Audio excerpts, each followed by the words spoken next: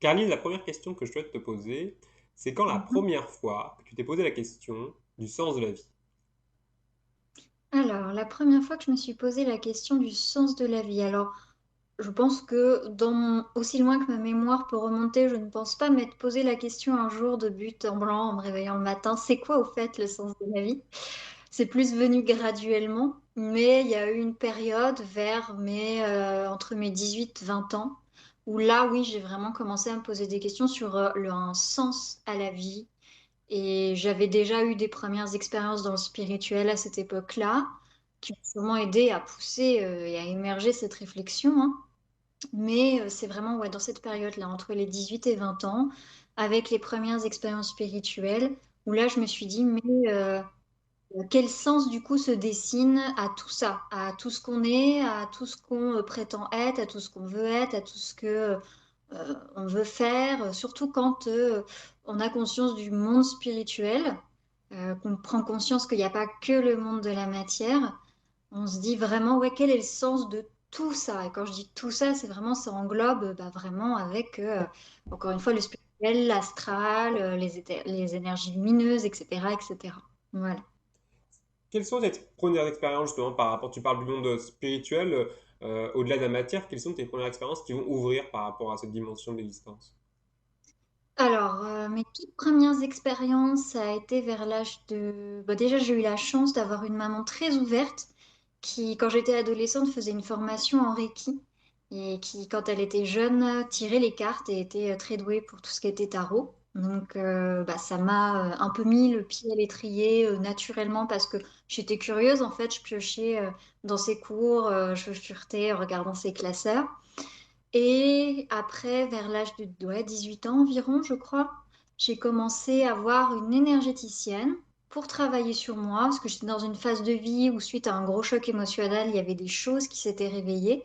Et je voulais pas du tout avoir le parcours classique d'aller chez un psy. Je sentais que j'avais besoin d'autre chose, que ça pousse plus profondément et autrement. Et du coup, c'est ma maman qui, encore une fois, m'a parlé de cette énergéticienne à l'époque. C'est en Bretagne. À l'époque, j'étais donc en Bretagne. Et cette dame a été la première à vraiment faire sur moi des soins énergétiques, à faire des plongées dans les vies antérieures pour les transmuter et à faire du pendule. Donc c'est là vraiment que j'ai commencé à m'intéresser beaucoup. Ensuite, il y a eu les premières conférences et les premières lectures. Je me souviens, la toute première lecture que j'ai eue, c'était Terre d'émeraude de Daniel Leroy et Anne Givaudan, je ne sais pas si tu connais, qui est un bouquin hyper sympa, je trouve, pour une première approche du monde astral, clairement. Hyper chouette. Après, c'est pas le bouquin le plus cartésien au monde. Si tu veux vraiment avoir des gens qui soient rassurés, c'est peut-être pas ça que leur recommanderais en premier lieu. Plus des bouquins de Patricia Daré, par exemple, dans ce cas. Euh, et la première conférence que j'avais faite, c'était sur les auras.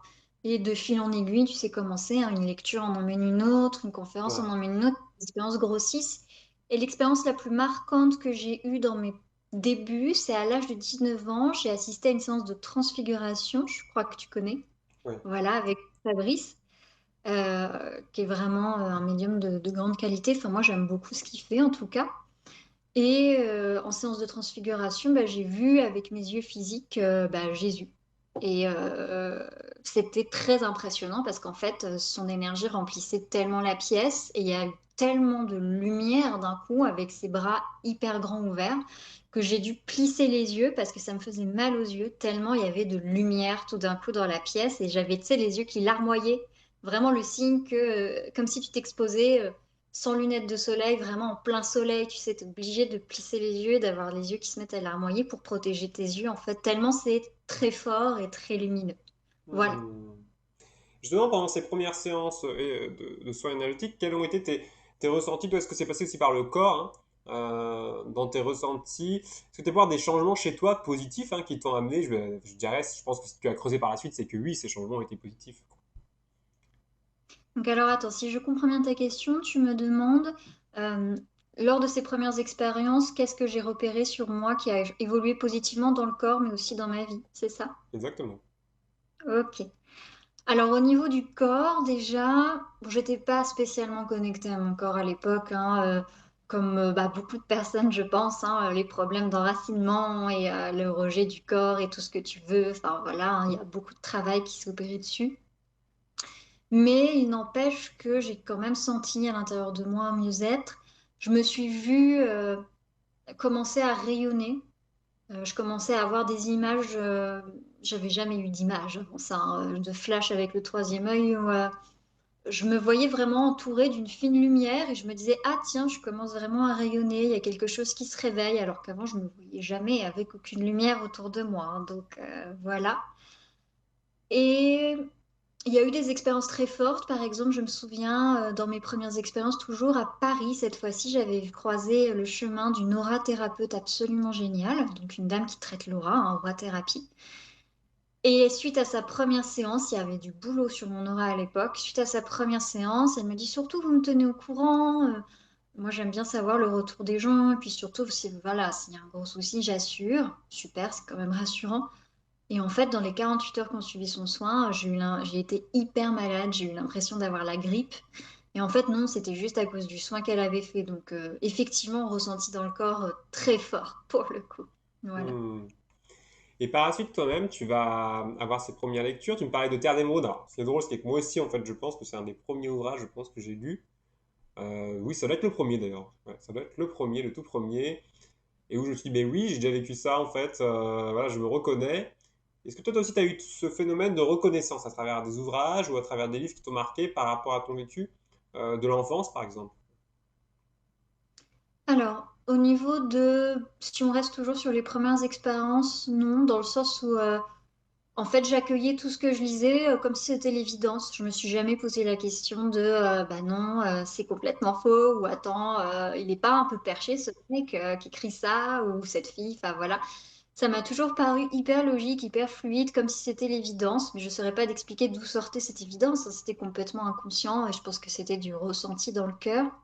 Après, oui, quand j'ai dépassé les premières expériences, quand j'ai commencé à vraiment creuser, à faire mes propres expériences là-dedans, là, oui, il y a eu des lectures et des bouquins où je me suis reconnue, je me suis dit, oui, ça, je confirme, je l'ai senti comme ça, je l'ai vécu comme ça, ou je le vois aussi comme ça. Par exemple, un sujet que j'aime beaucoup, qui sont les esprits de la nature. Il y a beaucoup de bouquins que j'ai lus par la suite et de conférences que j'ai vues de deux auteurs en particulier qui sont Loan Miège et Yann Lipnik. Peut-être que tu les connais. Et dans ce qu'ils faisaient comme description de certains êtres et comment interagir, il y avait certaines choses, je me disais oui, je confirme, je reconnais bien le truc, c'est effectivement ça. C'est véridique. Voilà. Hmm. Tu parlais de Jean Fabrice, hein, que j'aime beaucoup aussi, et de cette Mhm. vision de Jésus. Quel rapport tu avais à ce moment-là, toi, à la figure de Jésus en tant que figure spirituelle? Ah bah, aucune. C'est-à-dire que bah, pareillement, tu vois, c'est tout simplement quand c'est arrivé, bah, je l'ai accueilli comme si c'était l'évidence. J'en avais simplement, pareil, la représentation avant cette expérience-là de tout le monde, tu sais, le côté ultra catholique et biblique en fait. Mais je m'étais jamais posé d'avis là-dessus sur est-ce que c'est vrai ou pas. Pareil pour Marie ou Marie-Madeleine, enfin tu vois, d'autres personnages, on va dire, bibliques ou de saints. Et bah, du coup, quand je l'ai vu à la transfiguration, c'est vraiment, je l'ai accueilli vraiment en plein dans le cœur, hein. De toute façon, c'était tellement énorme que ça pouvait que être accueilli dans le cœur. Mais je me suis pas dit, oula, c'est bizarre, ou non, c'est pas possible. Je le voyais comme ça dans la Bible, tu vois. Pas du tout. C'était vraiment, Ouais. bon, bah ok, quoi. Et super, juste super contente, en fait, tout simplement. Ouais. Et je pense qu'en dans ton cheminement, là, quand tu me parlais des esprits de la nature aussi, de Yann Lipnik, de Loa Miège, on voit que tu n'as pas de barrière mentale. C'est effectivement, tu t'es pas dit, ce sont des gens un peu perchés, est-ce que c'est vrai, que c'est pas vrai? Tu as plus voulu expérimenter. Euh, et quelles ont été tes expériences? Par la suite, je pense qu'il y en a eu plusieurs, hein, d'ouverture, pour toi, que c'est présenté ces esprits de la nature, ces élémentaux, euh, ces forces naturelles. Hmm. Donc, quelles expériences j'ai pu avoir moi avec les esprits de la nature? C'est bien ça la question. Oui. Ok. Alors, déjà, juste pour revenir un peu en arrière, pour ajouter par rapport à Yann Lipnik et Loan Miège, le tout premier ouvrage vraiment. Je me souviens plus du nom de la dame, mais c'était une Américaine qui avait eu une rupture d'anévrisme et suite à ça, elle avait eu que son cerveau droit pendant un certain temps qui avait fonctionné. Et c'est suite à ça qu'elle a eu des capacités de médiumnité qui se sont développées et où elle confie, alors que c'était une dame hyper scientifique à la base, et où elle confie dans son bouquin qu'après ça, elle voyait justement des fées dans son jardin. Je m'étais dit, mais c'est trop chouette, si le monde est vraiment comme ça. Enfin, tout de suite, j'étais allée en petite fille super curieuse dans mon jardin, forcément, je voyais rien. Mais je me suis dit, oh là là, si ça se trouve, il y a peut-être des êtres qui me regardent, c'est trop chouette. Enfin voilà, il n'y avait vraiment pas de barrière mentale en me disant, comme tu dis, c'est perché ou autre, quoi. Au contraire, tant mieux, s'il y a vraiment cette magie-là, bah tant mieux. Après, les premières expériences avec les esprits de la nature, alors la toute première expérience que j'ai eue, c'était avec une fée dans mon jardin, hein, tout simplement. Une fée qui a décapé les stéréotypes que j'avais dans la tête concernant les fées. Je m'attendais, tu sais, un peu naïvement hein, à voir la fée Clochette, hein. Et puis finalement, la première fée que j'ai croisée, elle faisait 4 mètres de haut. Donc, c'était pas trop la fée Clochette. Et puis, plus que ravie qu'on vienne lui parler, en fait, qu'on vienne s'intéresser à eux. Parce que plus j'ai creusé le sujet, plus je me suis rendu compte que, il y a beaucoup d'endroits, notamment en forêt, où bah, les gens sont pas spécialement respectueux, où les gens, comme ils ne sont plus connectés à tout ça, ils se rendent pas compte que c'est là.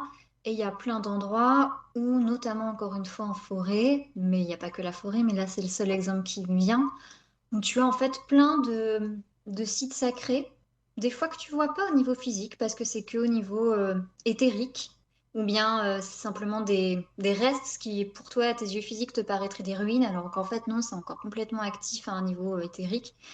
Et il y a plein d'esprits de la nature qui sont là, il y a des gardiens de ces sites. Et comme les gens n'ont aucune conscience, bah, ils passent à travers ça sans demander aucune autorisation, sans dire bonjour, sans se présenter, sans ci, cela. Et du coup, bah, ils sont super contents quand ils voient qu'il y en a un qui dit bonjour, moi je vous vois, alors je m'appelle machin, est-ce qu'on peut parler? Ils sont plus que ravis. Je me souviens la deuxième expérience que j'ai eue, ça avait été dans un parc à côté de chez moi à l'époque, où j'étais avec un ami très ouvert spirituellement aussi. Et je lui avais dit, oui, ça me dirait bien, est-ce que toi, ça t'a jamais fait rêver de rencontrer un dragon? Bon, après, chacun a son point de vue là-dessus, bien sûr, mais pour moi, les dragons ne sont pas des esprits de la nature, c'est encore une catégorie à part. Enfin bref, on pourra y revenir. Du coup, il me dit, oui, effectivement, j'aimerais bien. Et puis on s'est dit, bah, après tout, le parc où on est grand, si ça se trouve, il y en a peut-être un. On n'a qu'à chercher. Et donc, on a cherché en matérialisant. C'est lui qui l'avait matérialisé un petit oiseau au niveau éthérique. Et puis, on a dit à l'oiseau, bah, prends ton envol et puis guide-nous là où il y a le dragon dans le parc. Et en même temps qu'on parlait, bah, on suivait l'oiseau. Et puis, à un moment, enfin, il s'est stoppé devant un endroit et on a compris qu'il y avait bien un dragon là. Et donc, on l'a appelé, tout ça. Et justement, ça pour reprendre ce que je te disais tout à l'heure avec les sites sacrés et tout. Bah, comme c'était un dragon qui à présent était dans ce qui était maintenant pour nous un parc, bah, les gens n'avaient aucune conscience que c'était là, n'avaient aucune conscience qu'il y avait cet être-là et qu'en fait l'endroit où lui était, parce qu'on lui a demandé mais en fait qu'est-ce que tu fais là?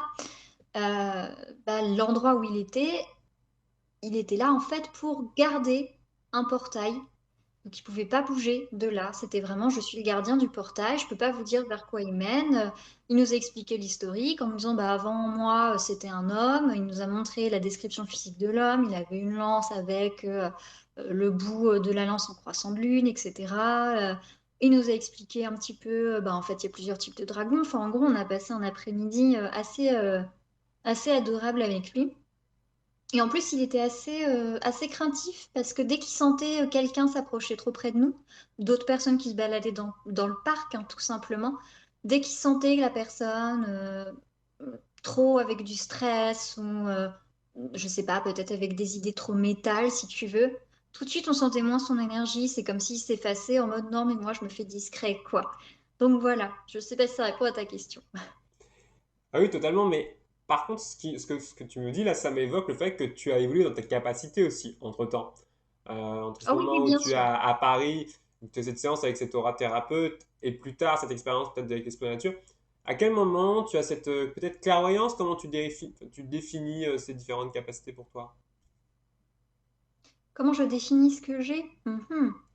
Alors, pour moi, c'est beaucoup de la clairvoyance avec le troisième œil. Je suis extrêmement visuelle. Parfois, c'est de la clairaudience, mais ça, c'est plus rare. Des fois, même pour les phrases qu'on peut me dire, parfois, c'est même ça, ça passe par de la clairvoyance. C'est-à-dire que je vais voir la phrase s'inscrire dans ma tête, comme si tu l'écrivais sur un tableau blanc. Je vais voir les mots se former et je sais que c'est ça qu'on est en train de me dire. Donc ça passe beaucoup vraiment par le visuel, un peu moins par la clairaudience. Très rarement, mais c'est déjà arrivé par la clairolfaction. Donc tout d'un coup, tu sens des parfums, tu sens des choses, tu te dis, tiens, ça, je sais que si j'ai ce parfum-là, ça correspond à l'énergie de tel être. Par exemple, en plein milieu de la rue, alors que, je veux dire, la rue, tu as les pots d'échappement, tu pas d'espace vert à côté de toi, tout d'un coup, tu vas sentir une odeur très forte de rose blanche et bah, tu étais en train de penser à Marie. Voilà, des choses comme ça.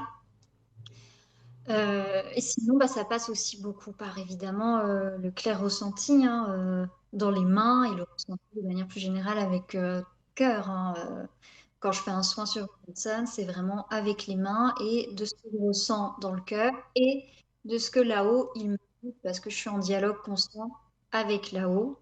Pas mal avec le pendule aussi, ça m'aide. Mais avec là-haut tout le temps pour, bon, bah là, comment on agit, là, je suis en train de voir ça, qu'est-ce qu'il faut faire, etc., etc., quoi. Mais ça s'est développé effectivement graduellement entre l'époque où j'étais donc en Bretagne à Rennes et le passage sur Paris. Ça s'est développé donc par strates. Il y a eu ce premier choc émotionnel qui m'a fait mes premières expériences énergéticiennes, transfiguration, etc. Et puis, entre-temps, tu sais, tu développes, tu te mets au tir de cartes un petit peu pour voir comment ça marche, le pendule, etc. Puis les premières expériences avec les aides de la nature. Et après, ça a continué par palier. Quand je suis arrivée sur Paris, j'ai eu d'autres chocs émotionnels qui ont enchaîné sur d'autres paliers. Je me suis mis, suite à un autre choc, à voir des visages s'inscrire dans la matière tous les jours. Puis j'ai compris que ces visages, en fait, des fois, ça correspondait à des défunts qui voulaient passer de l'autre côté, ou bien des esprits de la nature, ou bien des fois carrément des gens sur un univers parallèle, etc. Et ça continue toujours, toujours de se développer depuis. Voilà. Hmm. Est-ce que toi, tu as pu partager justement à ce moment-là au niveau de ton développement, continuer à partager peut-être avec d'autres, hein, des amis, donc parler d'amis notamment, cette ouverture d'esprit pour rester, je pense, ça doit être à la fois peut-être troublant de se dire quand même il y a cette perception, et puis il y a les voisins, les gens qui sont à côté de nous, qui n'ont pas la même perception, qui n'ont pas la même vision du monde. Ça peut être en tout cas, je pense, un petit peu détonnant quoi, de pouvoir le partager avec d'autres. Alors j'ai eu beaucoup de chance là-dessus et je remercie vraiment là-haut.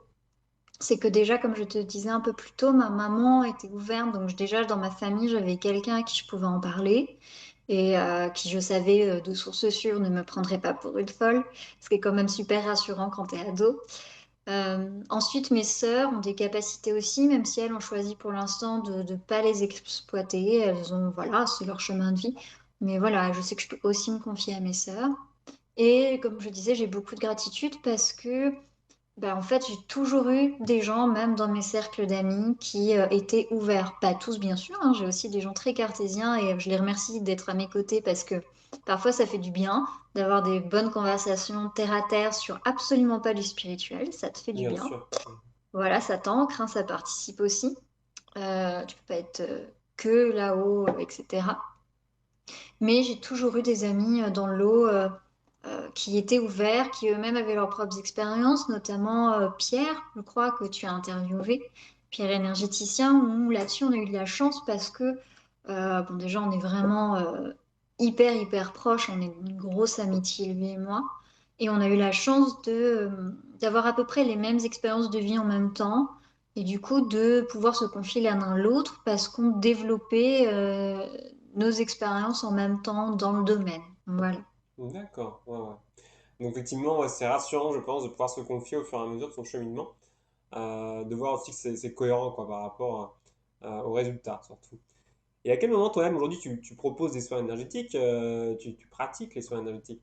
Donc je pense qu'il y a eu encore une nouvelle strate, hein. À quel moment tu as décidé, tu t'es dit peut-être que ce que je fais là, je peux le partager avec d'autres et aider d'autres personnes, hein, à ouvrir en tout cas, à cheminer dans ces expériences. Alors, ça fait assez récemment, en fait, ça fait à peine un an, et encore quand je dis un an, j'englobe de manière large, parce que disons qu'il y a un an, ça a commencé vraiment à me pousser. C'est-à-dire que j'avais des messages subtils de la part de là-haut, par le biais de mes amis ou autres, en me disant, t'as vraiment un truc avec les soins, tu voudrais pas te lancer? Oui, peut-être, tu sais, toute timide, oui, bon. Et puis l'idée a fait son chemin. En parallèle, j'avais fait des études dans un autre domaine où bah, malheureusement le marché de l'emploi étant ce qu'il est, je trouvais très difficilement. Donc je vivotais de CDD en période de chômage, donc c'était pas le génial. Jusqu'à ce que je finisse par jour par me prendre mon courage à deux mains et en fait poser la question à mes guides en disant, écoutez, je galère vraiment là à trouver dans mon domaine, dans mon métier. Donc, soyez clairs, en fait, dites-moi si je dois vraiment me lancer dans les soins maintenant, en faire mon métier et mettre de côté ce dans quoi j'ai fait mes études, bah dites-moi et même si c'est un peu lourd à entendre, bah ok, je le ferai quoi. Et ils m'ont dit, bah oui, c'est ça, faut se lancer, ok. Et suite à ça, bah, je me suis lancée. Je suis passée par plein de phases de processus, hein. Je suis notamment partie entre-temps en retraite au Brésil pour euh, être, tu sais, travailler sur soi, toujours dans l'affirmation de soi, pour ouvrir mes nouvelles perspectives professionnelles, etc. Et la retraite au Brésil était en septembre l'année dernière, donc tu vois, on arrive presque à un Ouais. an. Et depuis, bah oui, oui, effectivement, je me suis lancée dans les soins énergétiques. Là, je suis en train de prospecter pour un déménagement, pour quitter l'endroit où je suis, pour pouvoir plus aisément, dans mon futur chez moi, recevoir des gens chez moi en consultation, ce qui sera bien plus simple, même si, il n'y a pas de problème de distance, parce que je fais aussi les soins à distance, il n'y a aucun problème de géographie, si tu veux. Et aussi bien des soins avec des outils hyper variés. J'imagine que tu veux peut-être que j'expose Oui, les bien outils sûr. en... Oui. Voilà. Alors, au niveau des soins, je travaille avec les runes. Peut-être que certains connaîtront donc les runes. Toi, je sais, on en avait déjà parlé. Tu vois ce que c'est, hein, ces petites Ouais. pierres gravées avec les symboles nordiques qui sont en fait hyper puissantes et très efficaces pour les soins énergétiques qu'on peut utiliser aussi bien sur l'instant T que en talisman runique hein, pendant plusieurs semaines à suivre sur la personne, ou en tout cas selon le nombre de temps qu'elle a besoin et la puissance dont elle a besoin. On n'active pas forcément les runes à 100%, enfin en tout cas dans la manière dont moi je les utilise. Donc je soigne avec les runes, je soigne avec les animaux de pouvoir, selon, pareil, les énergies qui sont là sur le moment, selon ce que je sens qui est juste pour la personne et selon ce qu'on me dit aussi là-haut.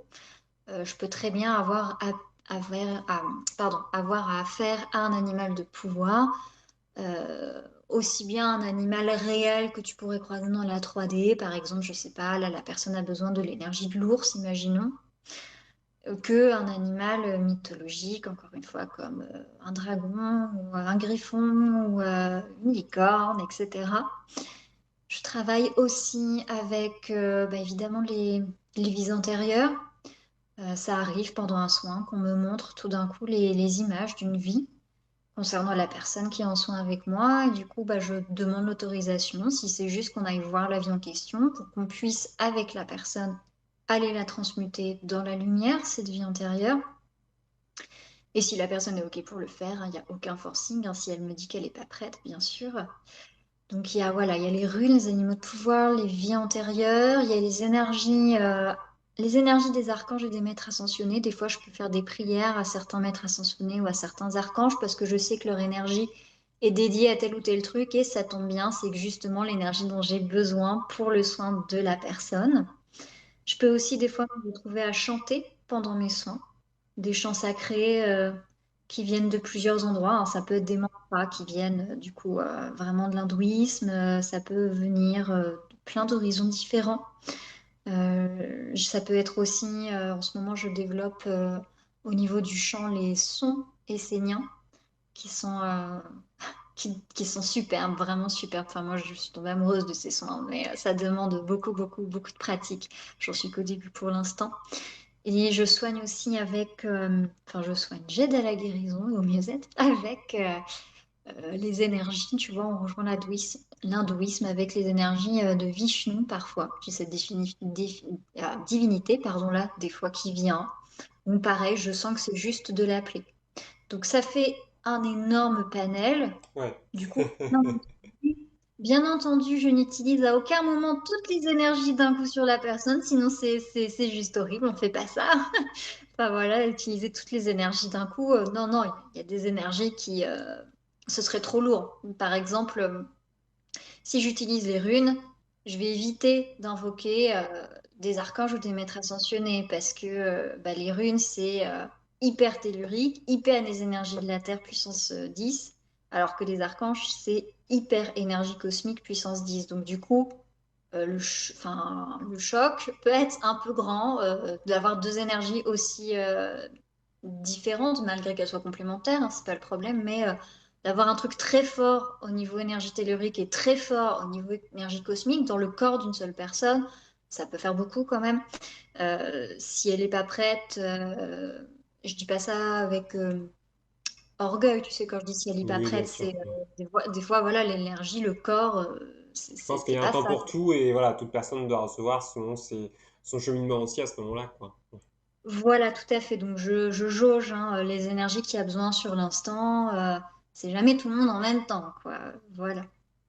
Et puis, je Hmm. fais aussi tout ce qui est partie canalisation de messages. Des fois, on me demande comme ça des messages de guides ou d'autres entités de lumière que les gens, dont les anges se sentent proches et qu'ils aimeraient avoir.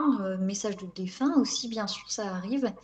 Et des fois, on me demande, c'est déjà arrivé, plusieurs amis qui m'ont demandé si je pouvais rentrer dans un dialogue entre eux et leur soutien de lumière.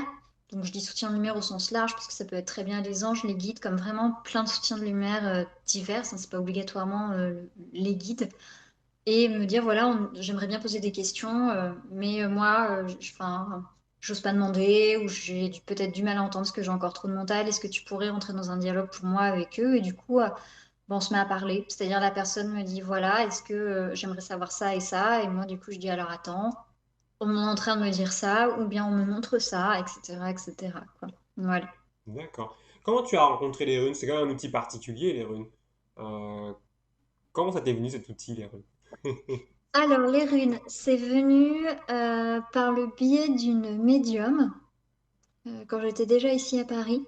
C'est venu par le biais d'une médium qui, à l'époque, m'a fait une prédiction en me disant que justement, si je me mettais à faire les runes, ce serait vraiment formidable parce que c'était un outil qu'apparemment j'avais déjà utilisé dans des vies antérieures, donc j'aurais une affinité avec.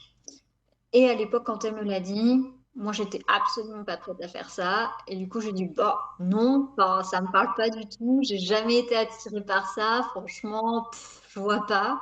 Tu vois comment on peut être hein, quand t'es pas prêt à entendre. Et puis finalement, je me suis fait avoir toute seule, c'est-à-dire que à peu près un an, ou en tout cas plusieurs mois après l'avoir vue, tout d'un coup, je pourrais même pas t'expliquer d'où c'est sorti, mais tout d'un coup, j'ai eu cette pensée persistante qui m'est venue en tête tous les jours jusqu'à ce que je le fasse de il faut que tu achètes un jeu de runes, il faut que tu commences à en tirer, il faut que tu achètes un jeu de runes, il faut que tu commences à en tirer. Et donc, je suis finie par aller en boutique et j'ai mis du temps avant de trouver le jeu de runes qui me correspondait. Parce que tu t'en as pléthore hein, en magasin, des très beaux jeux de runes gravés. Les symboles sont gravés, tu sais, impression or sur des pierres d'agate ou d'améthyste. Mais je voulais pas ça. Je cherchais vraiment un jeu le plus simple et le plus sobre possible. Et du coup, j'ai mis un peu de temps à le trouver. Mais dès que je l'ai vu, je me suis dit, bah, c'est celui-là, quoi. Il n'y a pas à hésiter. Je sais que c'est celui-là. Voilà. D'accord. Oui, mais c'est vrai que c'est vrai que c'est marrant de voir comment tu as pu, par l'expérience d'une médium qui t'a dit que c'était une vie intérieure, récupérer l'outil et au bout d'un quelques mois, tu disais, hein, retrouver cette capacité en fait d'utiliser cet outil. Moi, je trouve que c'est incroyable comme témoignage déjà en tant que tel. Merci, c'est gentil. Alors, ça n'a pas été pour autant évident, hein, parce que les runes, au début, déjà, il y a plusieurs alphabets. Enfin, les runes, on appelle ça l'ensemble des runes, on appelle ça un futark. Donc, tu peux traduire ça par une sorte de alphabet. Alphabet runique, voilà. Et il y a plusieurs futarks, il y a l'ancien, il y a le nouveau, et du coup, selon, il y a plus ou moins de runes. Donc, déjà, il fallait que je décide bah, sur quel futark je veux travailler, voilà. Moi, je suis sur l'ancien qui a 24 runes, si je ne me trompe pas. Sachant qu'on compte pas la rune blanche, la rune qui n'a aucun symbole. On la compte pas, elle est toujours à part. En tout cas, de ce que moi j'en sais. Et donc au début, c'était quand même, tout d'un coup, j'ai acheté plein de bouquins dessus parce que bah, il y avait quand même pas mal à savoir et je continue à apprendre même encore maintenant hein, dessus beaucoup parce qu'il y a énormément à savoir. C'est hyper complet comme outil. On aurait tendance à vouloir les utiliser parce que c'est juste, hein, on peut les utiliser comme ça, comme un objet divinatoire, mais en fait, c'est tellement plus que ça. Euh, Au niveau énergétique, euh, il y a des runes, par exemple, pour la guérison émotionnelle, pour remettre les énergies en place, pour travailler sur l'ancestral, pour si tu associes des runes que tu commences à faire donc ce que j'ai appelé tout à l'heure les talismans runiques. Donc on dit qu'on fait des runes associées. Tu peux avoir plein de combinaisons possibles pour, par exemple, abondance financière, aide à la guérison, protection contre la magie noire, aide à avoir un enfant. Enfin, c'est aussi riche que tu peux l'imaginer. C'est très varié. Tu peux faire aussi des méditations en chantant les runes. Tu peux carrément, je crois qu'on en avait parlé d'ailleurs, toi et moi, avec le corps humain, tu peux faire des mouvements qui représentent les runes Ouais. pour voilà, te les imprégner dans le corps si tu as besoin de l'énergie d'une rune en particulier. On peut aussi, mais alors là, ça devient complexe, en tout cas pour moi à mon niveau. Tu peux aussi, il y a il y a dans les textes anciens nordiques, tu as ce qu'on appelle le runatal, qui est tout un écrit, ou plutôt des écrits sur les runes, dit de manière assez poétique selon moi. Et du coup, tu peux t'amuser vraiment à chanter les runes à partir de ça. Mais après, la langue d'origine, c'est du vieux norrois, et même, je dirais, ça peut pousser encore plus loin que le vieux norrois. Donc, clairement, je ne me risquerai pas à prononcer ça. Voilà. Ouais. Mais oui, oui, c'est très, très, très varié, effectivement. Et en fait, ce que j'ai appris par cette médium, c'est qu'apparemment, si je ne me trompe pas, j'espère ne pas me tromper, je les avais utilisées dans une vie passée, au moins une, je ne sais pas si plusieurs, mais au moins une, parce qu'apparemment, c'était un objet qu'on utilisait quand on était druide, et dans une vie antérieure, j'avais été druide. Et d'ailleurs, une de mes guides actuelles, c'est mon ancienne maître druidique. Et elle me suit depuis plusieurs vies, en fait. D'accord, ouais, donc tu as trouvé un lien de corrélation dans l'initiation, quoi, en fait, par rapport à ces C'est outils. ça. C'est Oui, ça. c'est vrai que c'est intéressant, c'est vrai que c'est rare, il n'y a pas tellement de personnes qui utilisent les runes. Est-ce que pour toi, il y a un danger quand même à utiliser les runes? C'est quand même lié, disons, à une certaine tradition, une culture aussi. Euh, ouais. Alors, c'est une très bonne question. Je dirais que peut y avoir danger dans le sens où les runes, si t'es pas prêt, et si ça correspond pas à tes énergies, tu peux avoir des retours de bâton. Faut être bien enraciné, encore une fois, c'est des énergies très telluriques, les runes, et donc des énergies vraiment dans la terre, et faut vraiment leur montrer du respect. Moi, au tout début, il y a eu une ou deux fois où, par exemple, je pensais plus à les désactiver, ou je le faisais mal. Enfin, tu vois, c'était le début, hein, tu fais des erreurs, où je remerciais pas assez à leur goût, ou j'oubliais, enfin voilà. Et où après, elle me faisait que de la merde. Mais c'était volontaire, c'était vraiment, bah, tu nous as pas respecté, donc pof, voilà, ok. Retour de bâton, merci. Et puis, bah, ça reste quand même une forme de magie blanche, les runes. Mais entre les mains de n'importe qui, tu peux faire la distorsion de la rune et puis tu peux, oui, ça peut devenir dangereux. Il y a des gens qui peuvent l'utiliser pour de la magie qui ne sera plus du tout blanche, si je veux rester soft, quoi, dans mes Ouais. propos. Donc oui, oui, il faut vraiment faire attention, il faut vraiment avoir conscience que bah, tu joues pas avec n'importe quoi comme énergie, donc surtout tu vas avec respect et humilité. Et puis, tu poses tes jalons graduellement, même quand je fais un talisman unique, euh, quand je choisis les runes que je vais associer entre elles, je leur demande aux runes directement. Je dis, est-ce que vous êtes d'accord pour que je vous associe à telle rune et dans telle position, puisqu'en fonction du positionnement, ça change aussi. Donc oui, oui, oui, il y a des... C'est même arrivé dans, pour rien te cacher, et dans la transparence totale, c'est même arrivé dans certains bouquins que j'ai lus, où c'était marqué noir sur blanc, bah, cette rune-là est très efficace pour ça, et puis pour un autre truc, bah, elle sera très utile pour les sorts de vengeance. Oula! Bon, bah, quand tu dis ça, ça te refroidit. Et puis, tu prends vraiment conscience que, bon, bah, ok, si tu fais cette voie-là, tu vas, encore une fois, respect, humilité. Et puis, en t'engageant à, en tout cas, moi, c'est mon cas, en m'engageant vraiment que à l'utiliser pour faire du bien aux gens. Voilà. D'accord. Hmm. Tu évoquais tout à l'heure l'existence d'êtres mythologiques parfois qui se présentent pendant les soins, comme énergie. Quel rapport tu as, toi, à ces êtres mythologiques au niveau, je dirais, de leur existence, éventuellement au niveau énergétique, quoi, en fait, hein. Est-ce que pour toi, il y a une existence réelle ou c'est plus des métaphores, des symboles qui vont réveiller quelque chose dans la personne ou qui se présentent à toi pour t'évoquer quelque chose par rapport à la personne? Bon, pour moi, il y a une existence réelle parce que quand j'ai pas une entité, pardon, le mot est pas joli, mais une présence, voilà, euh, énergétique positive qui arrive, je la sens. J'ai vraiment la densité de l'être qui est là et je sens bien les différences. Des fois, c'est très subtil, mais tu sens quand même la différence entre, par exemple, si je vais appeler Marie ou si je vais appeler Isis, quoi. Les énergies sont différentes. Tout de suite, elles dégagent leur énergie propre, quoi. Il y a vraiment quelque chose qui te dit, OK, c'est un tel qui est là, OK. Et puis, il y a une vraie communication qui se fait. C'est-à-dire que parfois, c'est vraiment un peu comme si, ça va peut-être être maladroit comme métaphore, mais un peu comme si on était deux soignants au-dessus d'un lit de malade et que les deux soignants infirmiers étaient en train de dialoguer en se disant, oui, alors toi tu t'occupes de faire la prise de sang et puis moi je m'occupe de prendre son pouls. D'accord, ok, on fait comme ça. Enfin, tu vois, ça fait vraiment, des fois ça rentre vraiment dans des relations comme ça. C'est même arrivé que, par exemple, dans le cas d'Archange, que, par exemple, j'ai ma main posée à un endroit parce que je sens que c'est là qu'il faut agir, et puis j'appelle l'archange en question parce que je sais que c'est son énergie là dont j'ai besoin là maintenant. Et l'archange va arriver et va très délicatement me retirer ma main pour me dire non, attends, là, retire ta main, c'est moi qui gère, je pose ma main à la place, toi, va t'occuper de ça. Ok, bon.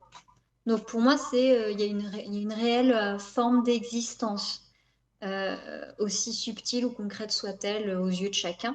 D'accord. C'est pas que de la métaphore. Voilà. Hmm. Est-ce que tu as été surpris parfois, justement? Surpris par. Voilà, il y a une présence lumineuse, comme tu dis, qui se présente devant toi. Et là, il y a quand même l'effet de surprise au niveau de ton mental, peut-être au niveau de ta compréhension. Même si je suppose qu'au bout d'un moment, on a l'expérience aussi qui fait qu'on est moins surpris, peut-être, on s'attend peut-être à tout. Donc, Alors, ça tombe peut-être à tout, je comprends totalement ce que tu dis. Et en même temps, j'encourage vivement, et moi la première, hein, à toujours garder des yeux hyper émerveillés d'enfant, comme si c'était la première fois que tu découvrais. Parce que ce serait bien dommage de perdre cette vision-là des choses. Puis la vie est plus chouette quand tu vois tout avec émerveillement quand même. Et puis sinon, alors je réfléchis en même temps que je te parle, mais j'ai pas le souvenir d'avoir eu une fois où j'ai été wow, surprise ou choquée que telle présence débarque. Euh, non, ça m'a pas. Je dirais plus l'excitation enfantine, tu vois, de oh trop chouette, je pensais pas, trop cool, mais j'ai jamais eu de ah bon, vous existez vraiment? Enfin, non, ça m'est jamais arrivé. En tout cas, pour l'instant, on sait jamais dans le futur, mais hmm, pour l'instant, ouais. ça arrive. Ouais. Tu parlais de dragons, est-ce que tu pourrais nous oui, détailler un petit peu ce que tu tes rencontres, éventuellement tes paroles avec ces dragons qui ne seraient donc pas des esprits de la nature? Oui, alors pour moi, je les classe, mais après, pareil, hein, chacun voit selon son ressenti. Hein. Je vais pas m'insurger s'il y a des gens qui me disent que pour eux, ça fait partie des esprits de la nature, et inversement, pareil, hein, si pour moi, je vous dis que ça en fait pas partie, ne vous insurgez pas en vous disant quoi, c'est n'importe quoi. Enfin, voilà, chacun voit midi à sa porte. Mais pour moi, tout ce qui est dragon rentre dans une catégorie autre que j'appelle plus les animaux magiques, les animaux mythologiques, dans lesquels tu retrouves bah, vraiment tout ce qui est dragon, licorne, griffon, phénix, phénix d'eau, et tellement d'autres aussi. Tu peux avoir aussi, désolé pour la prononciation, cet animal qui est carrément considéré comme une divinité, hein, si je ne me trompe pas, en Amérique du Sud, le Quetzalcoatl. En Asie, euh, j'ai d'autres animaux mythologiques en tête qui sont, par exemple, le zouyou, ça ressemble à un énorme félin. Ça apporte chance et abondance. Enfin voilà, pour moi, les dragons appartiennent à toute cette catégorie d'animaux mythologiques, ou en tout cas à nos yeux qui sont mythologiques, hein, puisqu'ils existent sur un autre plan, une autre dimension. Euh, mais c'est pas esprit de la nature. Dans ma vérité, encore une fois, hein, qui ne regarde Oui, que c'est moi. intéressant le fait qu'ils étaient décrits déjà, enfin que certains en tout cas ont été décrits dans le passé. Ça veut dire que d'autres personnes ont eu cette perception et ont voulu peut-être en laisser la trace à travers des sculptures, à travers des statues, à travers des représentations de Tout à divinités. fait. C'est une Mm. façon aussi de laisser une trace vivante pour le futur aussi. Donc ça, c'est intéressant quand même de redécouvrir aujourd'hui peut-être des cultures du passé. Tout à fait. D'ailleurs, les dragons qui me parlent me disent bien qu'en fait, les dragons, comme toutes les autres créatures mythologiques qui ont accepté de me parler, Griffon par exemple ou autres, toutes sans exception, il y a un moment où on en vient toujours à parler de l'histoire commune qu'il y a eu à un moment entre nos espèces, que sont les humains et les dragons, les humains et les griffons, les humains et les licornes, etc., etc. Et cetera. Et tous sans exception, à un moment, m'en ont parlé et m'ont expliqué comment était leur rapport à l'époque. Par exemple, bon là, je saute un peu du coq à l'âne parce que ça va pas être le dragon, ça va être le griffon.